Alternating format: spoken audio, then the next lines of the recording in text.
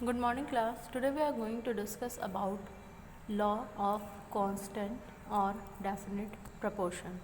Students, earlier to this we have discussed about law of conservation of mass, where we have seen that mass can neither be created nor destroyed. Okay, or basically the matter is neither created nor destroyed as a result of a chemical change. Now students, in this law, as from the word it is clear that it is talking about some proportion. So students, basically the law was given by J.L. Proust in 1799, and the truth of the law was formally established by J.S. Stas in 1860-65. Students, basically this law states that the same chemical compound always consists of same element together in same proportion by weight. Students, ये law basically state करता है कि कोई भी अगर compound है जो कि सेम कंपाउंड है, अगर हम सेम कंपाउंड के रिस्पेक्ट देखते हैं किसी भी जगह पे, तो वो हमेशा सेम एलिमेंट के द्वारा ही कंसिस्ट करेगा और उसका जो प्रोपोर्शन बाय वेट होगा वो भी क्या होगा, सेम होगा.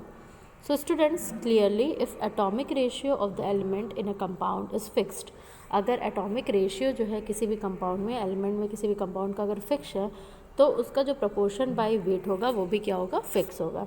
तो आप यहाँ पे इनकी फिगर देख पा रहे हैं. This is Jean Servais Stas and this is Louis Proust. इन्हें हम जेएस स्टॉस के नाम से जानते हैं and this is known as Louis Proust. Students, बात करते हैं इसको अंडरस्टूड करने के लिए एग्जाम्पल की. तो आप सपोज़ करिए एक एग्जाम्पल, दैट इज़ हमने प्योर और वाटर का सैम्पल लिया है और किसी भी सोर्स से, वेल से, रिवर से, या हम डिफरेंट कंट्रीज से इसका सोर्स ले रहे हैं, इंडिया से ले रहे हैं, इंडोनेशिया से ले रहे हैं, अमेरिका से ले रहे हैं, या कोई सिंथेटिक मेथड से इसकी प्रिपरेशन किए हुए हैं. इन सबों में हम क्या देखेंगे कि it will be found to made up of only hydrogen and oxygen. मतलब इनके एलिमेंट क्या होंगे, सेम हाइड्रोजन और ऑक्सीजन ही एलिमेंट रहेंगे. और अगर इनके प्रपोर्शन की बात की जाए तो इनका प्रपोर्शन हमेशा फिक्स रहेगा, दैट इज़ 1:8. 1 प्रपोर्शन में आपका हाइड्रोजन होगा और 8 प्रपोर्शन में ऑक्सीजन होगा. So this is about the law of constant proportion और डेफिनेट प्रपोर्शन. ऐसे ही स्टूडेंट्स आप एग्जांपल देख सकते हैं कार्बन डाइऑक्साइड के केस में.